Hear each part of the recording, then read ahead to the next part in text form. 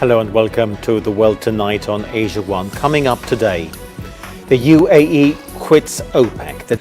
While speaking to reporters at the White House, Donald Trump welcomed the UAE move to pull out of OPEC and said he thinks it could help lower oil prices. The UAE joined back in 1967.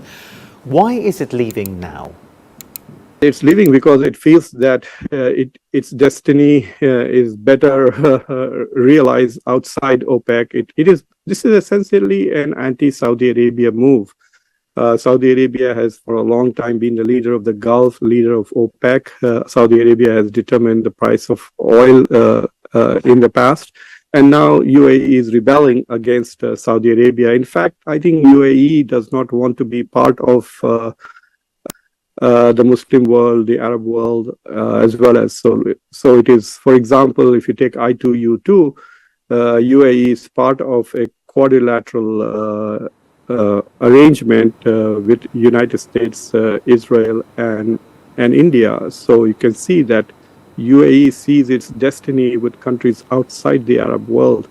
In fact, even outside OIC, and the current rulers of UAE feel that they are more comfortable with Israel and India than they are with Saudi Arabia or Egypt or Turkey.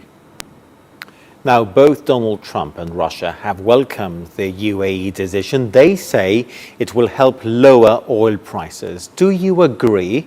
And if so, are you able to explain to us why this is the case?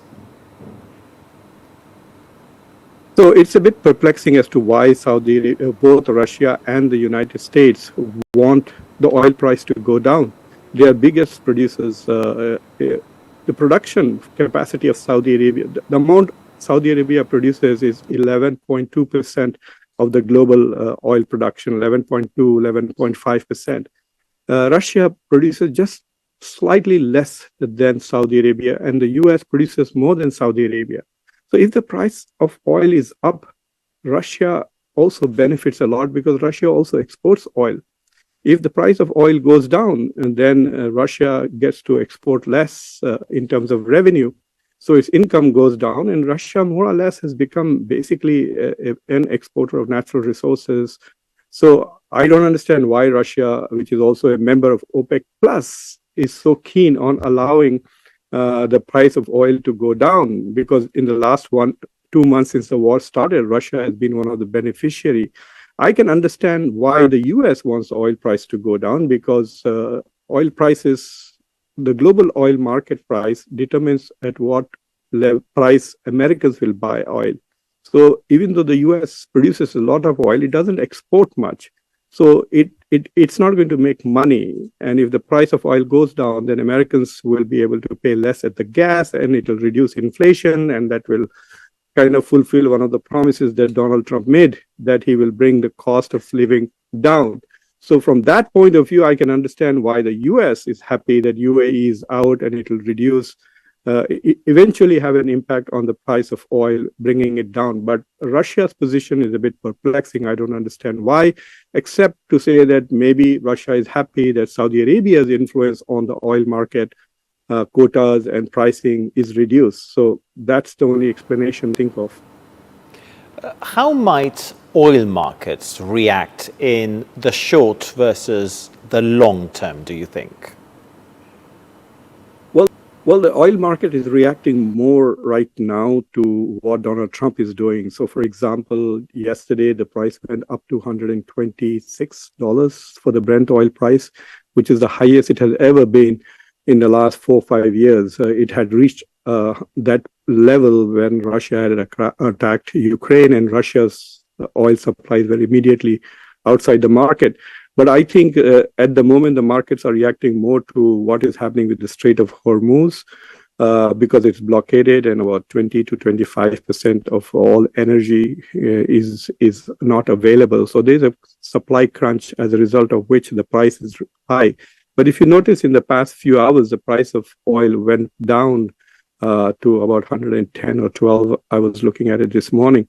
So it has dropped by 10, 12%. And so while UAE produces only about roughly 3%, 4% of the global oil. So it will have some impact, but its impact will not be too profound on the global oil market. Whereas, and that is what UAE is betting, that look, we contribute such a small amount that it will not affect the price, and so the price will remain up, and we will sell more oil and make more money. I think that's the simplistic logic of UAE. But as I said, there's a lot of grand strategic design. UAE is completely changing its foreign policy and grand strategy. And one way to do that is to become free of Saudi influence. So it is quite possible that it's going to fragment the region. So not only is UAE going to weaken OPEC, it will probably also weaken GCC, because countries in GCC such as Oman and Qatar are more friendly with Iran and less friendly with Israel. Bahrain is quite friendly with Israel, but Kuwait is not. So GCC itself is not fully aligned the way UAE would like it to be aligned. And so I think that UAE is probably going to weaken all these institutions, OIC, Arab League, OPEC, and GCC. You speak about weakening of positions. So just to put it into context, could the move by UAE weaken OPEC's ability to influence oil prices, or is the group already losing cohesion? OPEC will definitely be weaker without UAE. But more than impact UAE's capacity to reduce the price of oil, I think what UAE is trying to do is reduce Saudi Arabia's capacity to influence the oil markets and control the supply. So you might see in the future a competition between UAE and Saudi Arabia on the issue of supply. If Saudi Arabia wants to raise prices by cutting quotas of countries, UAE might simply enlarge its production in order to undermine Saudi Arabia. So I think we are going to see a lot of Saudi-UAE competition inside OPEC and outside OPEC. You were mentioning earlier the Strait of Hormuz. This all comes at a time of volatility for oil prices and, of course, the closure of the Strait of Hormuz that we've been speaking about a lot on the program. Is any of this linked at all?